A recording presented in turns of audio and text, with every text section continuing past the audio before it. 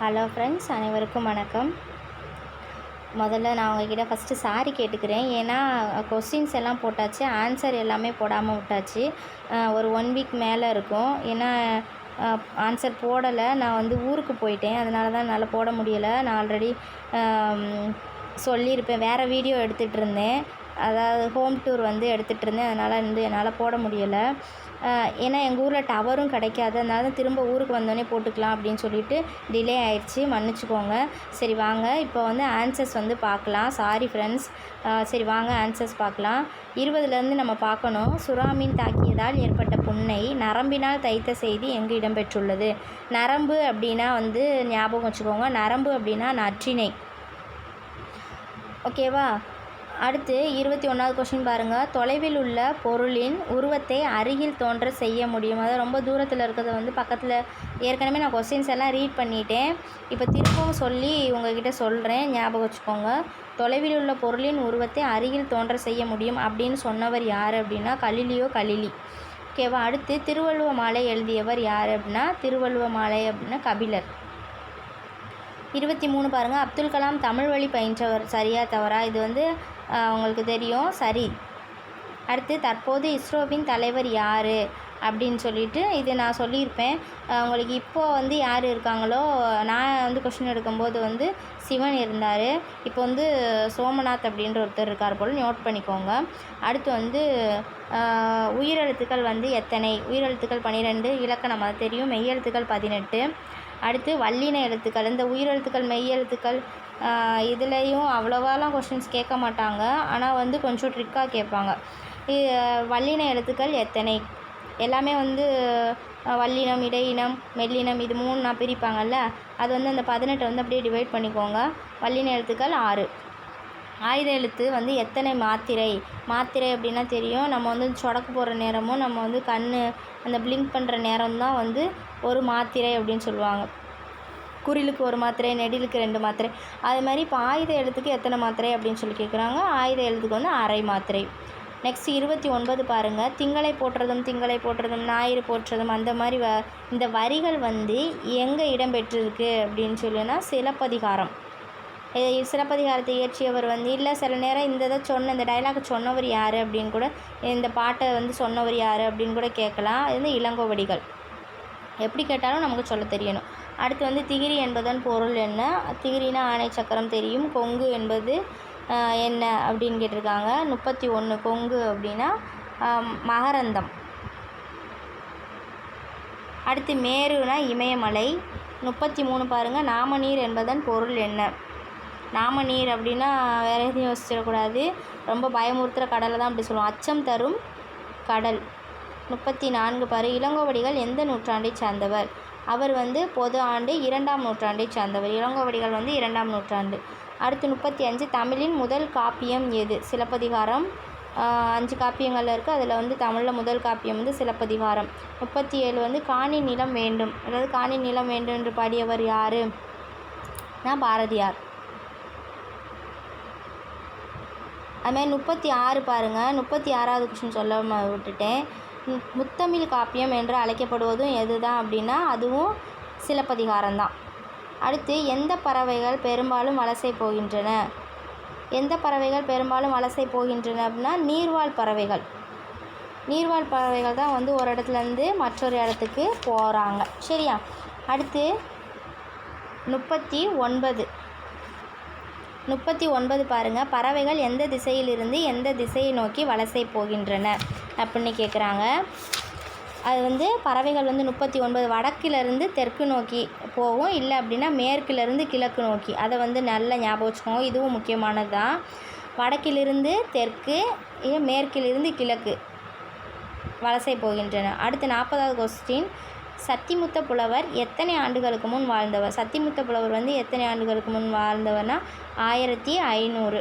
41 நாராய் செங்கால் நாராய், அதையும் சொன்னவர் யார் அப்படின்னா அவர் தான் சொல்லியிருப்பார், சத்திமுத்த புலவர். அடுத்து எங்கிருந்து தமிழகத்திற்கு செங்கால் நாராய், இந்த நாராய் பறவைகள் எங்கிருந்து வருது அப்படின்னா ஐரோப்பாவில் இருந்தது, ஈரோப்பில் இருந்து தான் வந்து இந்த பறவைகள் வந்திருக்கு அப்படின்னு சொல்கிறாங்க. அடுத்து 43 பாருங்கள்.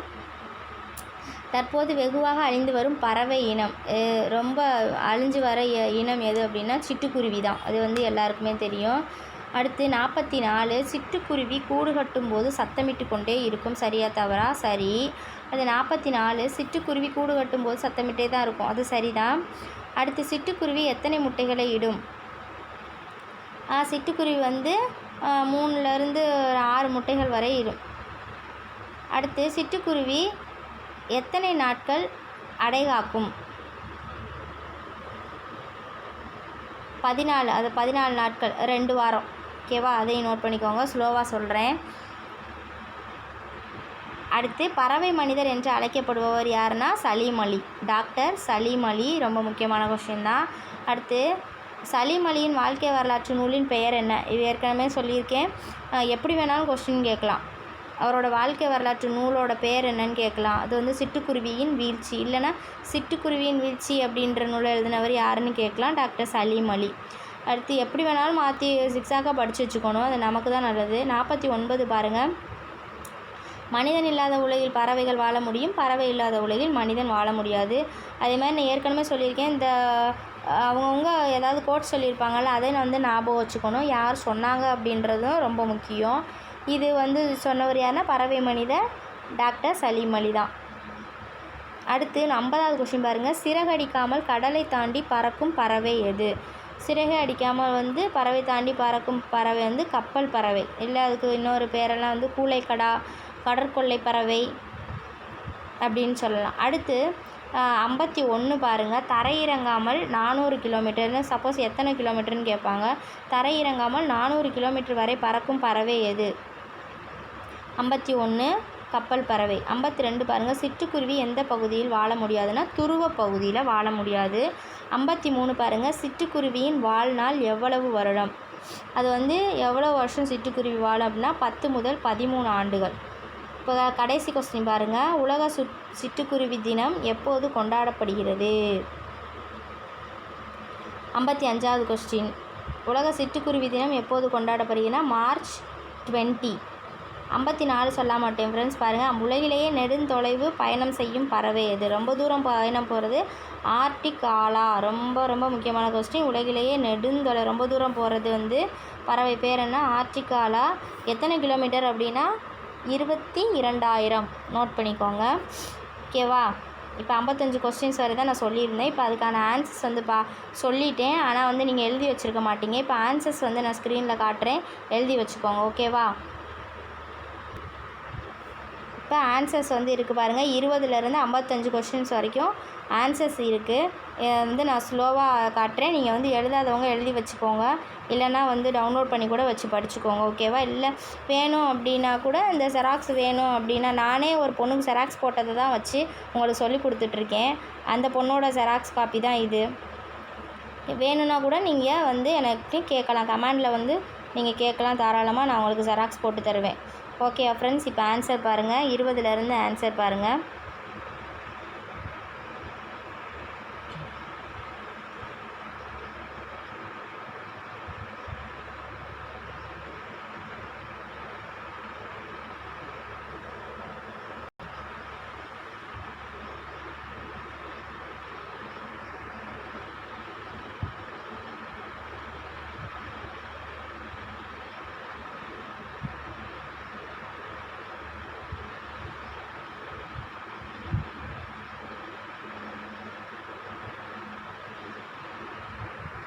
ஸ்லோவாக கூட சொல்கிறேன், எழுதி வச்சுக்கோங்க. திரும்ப திரும்ப படிச்சிங்கன்னா கூட உங்களுக்கு மனப்பாடம் ஆயிரும். செக் பண்ணி பாருங்கள் உங்களுக்கு எவ்வளோ கொஸ்டின்ஸ் ஆன்சர் பண்ண முடியுது அப்படின்னு. அப்போ தான் உங்களுக்கு படிக்கிற இன்ட்ரெஸ்ட் வரும். ஆன்சர்ஸ் வந்து ஸ்பீடாக இருக்குது அப்படின்னா கூட பாஸ் பண்ணிவிட்டு கூட பார்த்துக்கோங்க ஃப்ரெண்ட்ஸ். வேறு ஏதாவது பண்ணணும் மாற்றணும் அப்படின்னா கூட எனக்கு கமெண்டில் சொல்லுங்கள், ஓகேவா? Okay, thank you friends.